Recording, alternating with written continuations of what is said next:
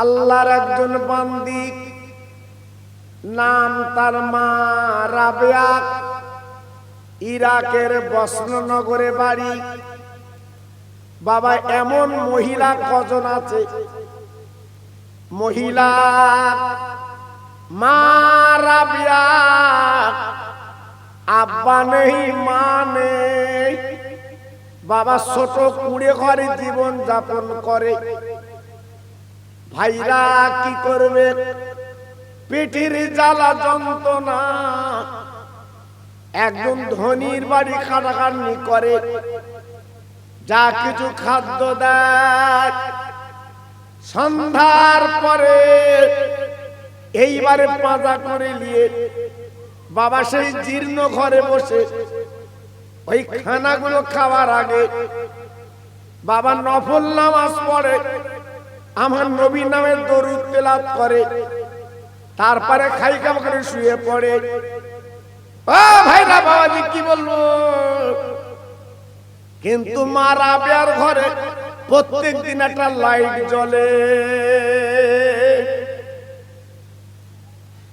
ধনী লোক, বাদশা মানুষ, রাবেয়াকে প্রশ্ন করলো, রাবেয়া, ও রাবেয়া, ও রাবেয়া, তুমি কি রাতের বেলা লাইট জ্বালাও? বলে, আমি গরিব, আমার নেই কোনো তেল, আমার নেই কোনো আলো, আমি কি করে আলো জ্বালাবো, কি করে আজকের বলে না লাইট জ্বালাবো? বলে, রাবেয়া গো, আমি ছাদের থেকে দেখেছি তোমার ঘরে প্রত্যেক দিন লাইট জ্বলে।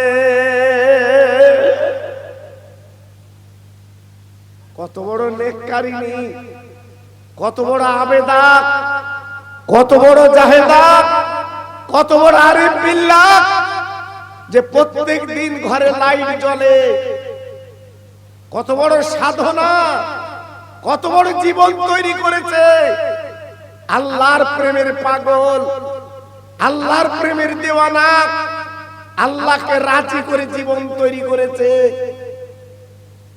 তাই মা রাবেয়া উনি কি করলেন, একটা পীরের কাছে বায়াত হলেন। ওই পীরের নাম হযরতে হাসান বসরি রহমাতুল্লাহ আলাইহি। হাতখানা বাড়িয়ে উনি মুরিদ হলেন। আল্লাহর ওলি রাবেয়াকে প্রশ্ন করেছিলেন, ও রাবেয়া, তুমি একবার বলো, বলো আজকে তুমি তো আমার কাছে মুরিদিনী হলে। রাবেয়া গো, তুই তো রাতের বেলা নফল নামাজ পড়ো, রাতের বেলা তুমি নবীর নামে দরুদ তেলাওয়াত করো। ও রাবেয়া, তুমি বলো, বলো, বলো, এত সুন্দর ইবাদত বন্দেগি করলে তুমি কি নামাজ কেমন পড়েছো? আমি তোমার পীরের একটু পরীক্ষা করি। তাই হাসান বসরি হুজুর ওই রাবেয়াকে নিয়ে একটা নদীর পাড়ে চলে গেলেন। রাবেয়া, রাবেয়া, তুমি যে নামাজ পড়েছো, এতদিন আল্লাহর ইবাদত করেছো, চলো চলো আমরা দুইজনে ওই নদীর পানিতে নামাজের পাটি ফেলে আল্লাহর নামাজ আদায় করি। হাসান বসরি হুজুর তথা ওনার পীর যেই বলেছে, মা রাবেয়া বলেছিল, হুজুর আপনি আগে নামাজটা পড়ে, আমি রাবেয়া পরে পড়ব।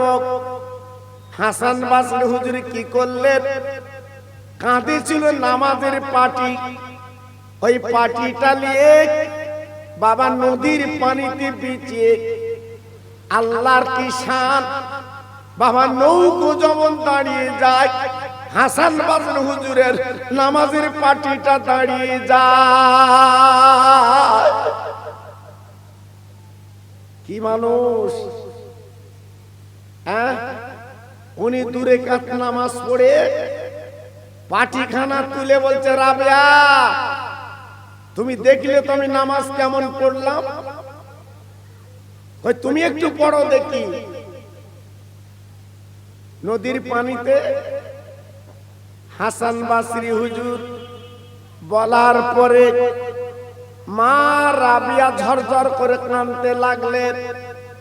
ও আমার পীর, ও আমার মুর্শিদ, আমি আপনার কাছে বাত হয়েছি, আমি আপনার কাছে বিক্রি হয়ে গেছি।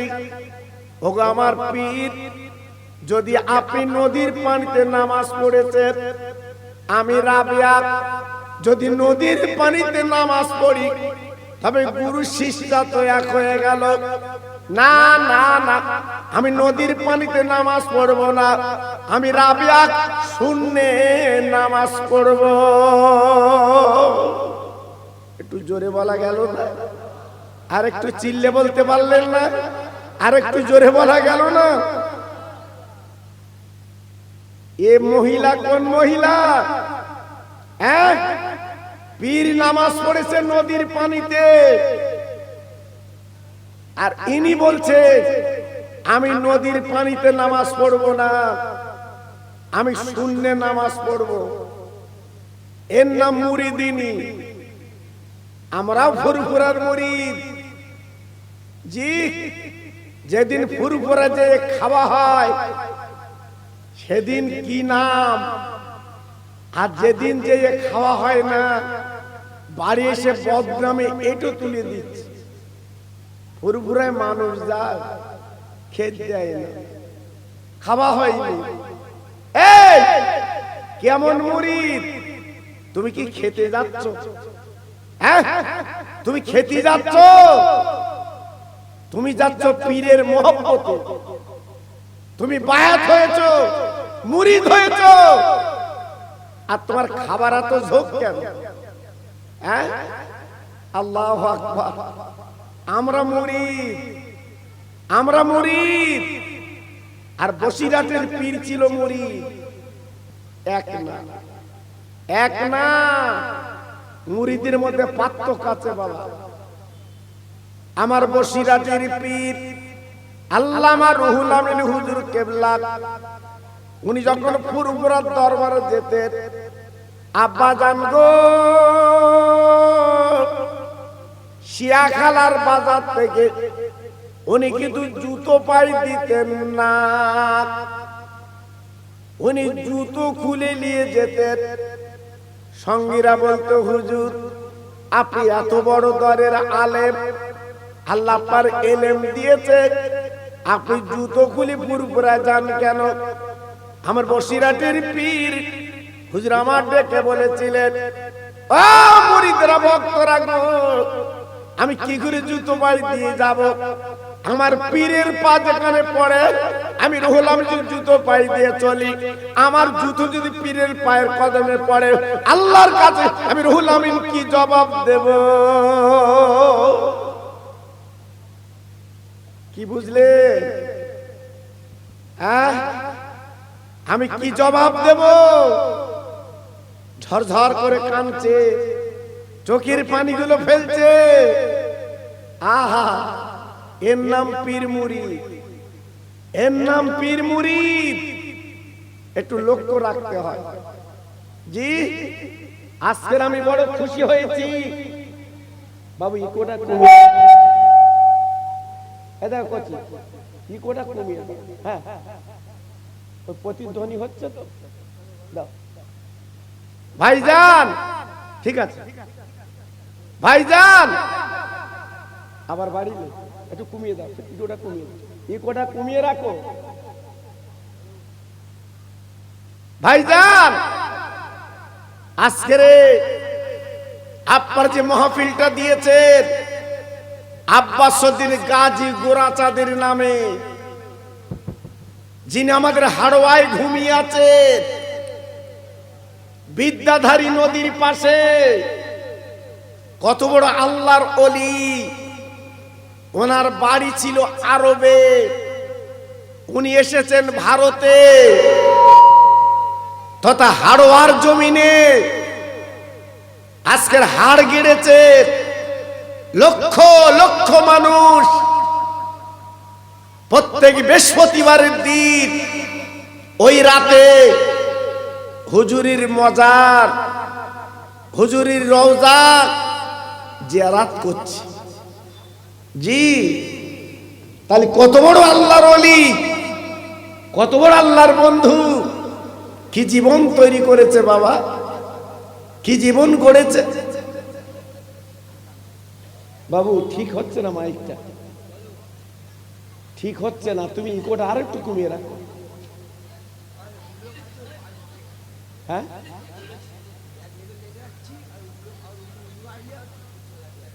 দাও, তুমি দাও, ঠিক করে দাও। হ্যাঁ,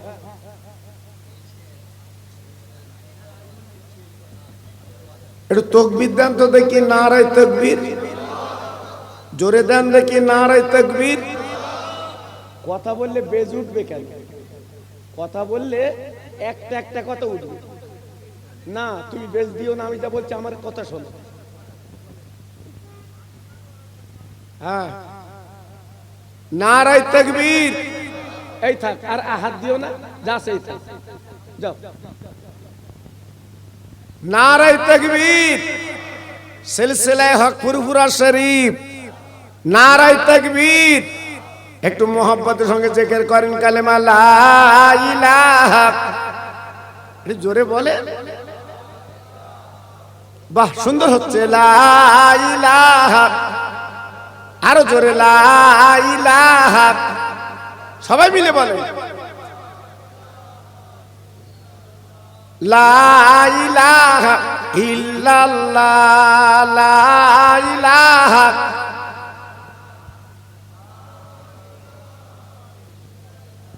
লা ইলাহা ইল্লাল্লাহ মুহাম্মাদুর রাসূলুল্লাহ, হাসবি রাব্বি জাল্লাল্লাহ, মাফি কালবি গায়রুল্লাহ, এ নূর মুহাম্মদ সাল্লাল্লাহ, জোরে জোরে, লা ইলাহা ইল্লাল্লাহ।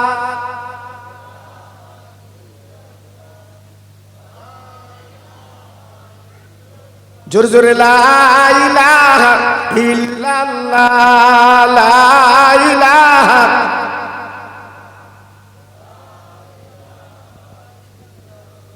খুব সুন্দর হচ্ছে।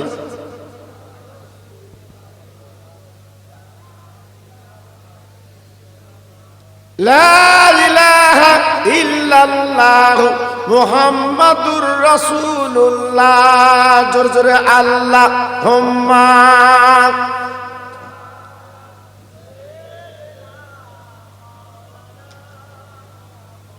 ওয়া আলা আলিহি।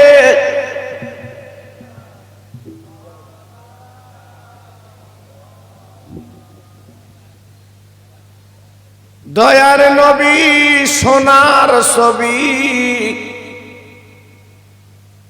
মা আমেনার লাল, নবীর নামে দুরূদ পড়ো যাবে মদিনায়, জোরে জোরে, আল্লাহুম্মা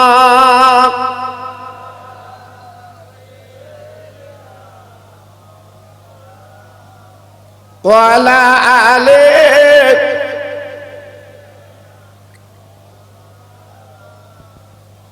আমার ভাইরা, বাবাজিরা, আমার মা বোনেরা, বেটিরা, আমার সোনার চাঁদ, আমি আপনাদের কাছে বলতে চাই যে আমার বসিরহাটের পীর আল্লামা রুহুল আমিন রহমতুল্লাহ আলাইহি ফুরফুরা দরবারে যখন যেতেন, আমার দাদা হুজুর পীর কেবলা বসে থাকতেন, অনেক আলেম ওলামা আমার দাদা পীরের সামনে বসে থাকতেন, সব বড় বড় গাররা গাররা আলেম। আমার দাদা হুজুর পীর কেবলা রহমাতুল্লাহ আলাইহি আমার বসিরহাটের পীর যখন যেতেন, উনি বলতেন, বাবারা সরে বসো, বাবারা সরে বসো, আমার বড় মাওলানা আসছে। ও ভাইরা বাবাজিরা গো, আল্লাহর ওলি আমার দাদা হুজুর পীর কেবলা রহমাতুল্লাহ আলাইহি এত ভালোবাসতেন, এত শ্রদ্ধা করতেন, এত মহব্বত করতেন। আপনি জানেন না, বাবা বসিরহাটের পীর আল্লামা রুহুল আমিন হুজুর কেবলা উনি যখনই যেতেন, আমার দাদা হুজুর পীর কেবলা সম্মান ইজ্জত উনি দিতেন। আর শুধু তাই না, বড় মাওলানা বলে ডাকতেন। আমার বসিরহাটের পীরকে এত ইজ্জত উনি দিতেন, আরো পর্যন্ত আমার বসিরহাটের পীরকে বাবা নিয়ে গেলে এত সম্মান দিতেন, এত ইজ্জত দিতেন, এত ভালোবাসতেন। কেন? রতনে রতন চেনে। আমার দাদা হুজুর বুঝতে পেরেছিলেন আগামী দিনে আল্লামা রুহুল আমিন একটা রত্ন হবে। একটু জোরে বললেন না? সবাই মিলেমিশে বললেন না? জি, আল্লাহু আকবার। বাংলাদেশের এক জায়গায় ওয়াজ হবে, 500 আলেম আমার দাদা পীরকে ভণ্ড পীর বলেছিল। হ্যাঁ, আমার বসিরহাটের পীর যোগ্য জবাব দিয়ে বলেছিল, ও আলেমেরা, আমি রুহুল আমিন এসেছি, আমার কাছে এসো। আল্লাহু আকবার।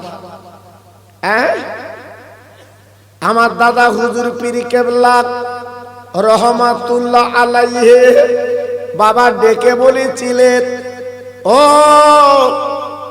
বাংলাদেশের মানুষ, আমি আবু বকর বলছি, বাবা আজকে মাগরিবের নামাজ আমার রুহুল আমিন কিন্তু পড়াবে। বাবা বড় বড় আলেম ওলামা তারা বলেছিলেন, ও মুজাদ্দিদুল জামান, আপনি এত বড় দরের পীর, এত বড় দরের আলেম, অন্তত আপনি নামাজটা পড়িয়ে দিন। ও ভাইরা বাবাজি, কি বলবো, আমার দাদা হুজুর পীর কেবলা বলেছিলেন, না বাবা, আমার রুহুল আমিন নামাজটা পড়াবে। তবে শুনে নাও, জেনে নাও, আজকে এখানে নামাজ হবে। এই নামাজের পরে সালাম ফিরে বলতে হবে, তোমার পিছনে কত লোক নামাজ পড়েছে। হ্যাঁ, ঠেলার নাম গুতো। জি, তুমি যে নামাজ পড়লে, তুমি যে নামাজ পড়ালে, কত লোক নামাজ পড়েছে তোমাকে বলতে হবে। যত আলেম ওলামা ছিল কেউ এগিয়ে আসে না। আমার বসিরহাটের পীর আল্লামা রুহুল আমিন উনি চোখ দুটো বন্ধ করে বলে দিলেন, আমার পিছনে এত হাজার মানুষ নামাজ পড়েছে। জোরে বলুন, আরেকটু চিল্লে বলুন, আরেকটু জোরে বলা যাবে না? সেই দিন ওই বাংলাদেশ পাবনা জেলার মানুষ, নোয়াখালীর মানুষ বুঝতে পেরেছিল যে দাদা পীরের হাতে যিনি হাত দিয়েছে, বসিরহাটের আল্লামা রুহুল আমিন, ইনি তো একটা বাংলার বাঘ, ইনি তো একটা রত্ন। চিনতে পেরেছিলেন? জি, তাই আমার দাদা পীর আমার বসিরহাটের পীরকে এত ভালোবাসত। জি, কিন্তু আমরা তো ফুরফুরায় যাই, আমরা ভক্ত বলে আজকের বলি, কিন্তু আমাদের মধ্যে সে ভক্তি আছে বাবা? নেই, নেই। আজকে যদি থাকতো তোমার কিসমত খুলে যেত। জি, কিন্তু আজকে তো আমাদের মধ্যে নেই বাবা। সেটা যে কথা আমি বলছিলাম, মা রাবিয়া এইবারে কি করলেন, আপনার ওড়নাখানা নিয়ে হাওয়াকে ডাক দিলেন, ওরে হাওয়া, আমি রাবিয়া নামাজ পড়ব, আমার নামাজের পাটিটা তুই ধরে লে। ভাইরা বাবাজিরা, মা রাবিয়া যেই নামাজের পাটিটা বাবা দাঁড় করে দিয়েছে, কেতাব এসেছে এই নামাজের পাটিটা শূন্য কিন্তু দাঁড়িয়ে যায়। মা রাবিয়া উনি 2 রাকাত নামাজ পড়ে নামাজের পাটিখানা তুলে ডেকে বলছে, হুজুর নামাজটা কেমন হলো? নামাজটা কেমন হলো? হাসান বসরি হুজুর ডেকে বলছে, রাবিয়া সত্যি আজকের তুমি মুরিদিনীর পরিচয় দিলে। রাবিয়া তুমি কি মক্কা মদিনায় গেছো? রাবিয়া ঝরঝর করে কেঁদে বলেছিলেন, হুজুর আমি তো গরিব মানুষ, আমি জীবনে বিয়ে করিনি, আমার মা বাপ নেই, আমি মক্কা মদিনা যেতে পারিনি। হাসান বসরি ডেকে বলেছিলেন, ও রাবিয়া তুমি যাও একটু মক্কা শরীফে আল্লাহর কাবা তুমি তওয়াফ করে চলে এসো। রাবিয়া বড় গরিব, রাবিয়া বড় গরিব, পয়সা নেই আসলে, কি করবে? পায়ে হেঁটে হেঁটে আল্লাহর কাবায় যেতে লাগলেন। ভাইরা কি বলবো, মা রাবিয়া আর চলতে পারে না, আর যেতে পারে না। বাবা গরম বালুতে পা দুটো ফুলে যাচ্ছে। বাবা একটা গাছের গোড়ায় তিনি বসে গেছে, বাবলা গাছের গোড়ায় বসে ঝরঝর করে কাঁদছে। আল্লাহ আমার পীর বলে দিয়েছে আল্লাহর কাবায় যাওয়ার কথা, আমার মনে হয় বোধহয় যাওয়া হবে না, আমার পা দুটো ফুলে গেছে। ও ভাইরা বাবাজি কি বলবো, এইবারে কাঁদতে কাঁদতে উনি গাছের গোড়ায় ঘুমিয়ে যায়। হঠাৎ দেখা গেল আচমকা আওয়াজ এলো, রাবিয়া তুমি আর দেরি করো না, তুই একটাবার চোখ খুলে চেয়ে দেখো।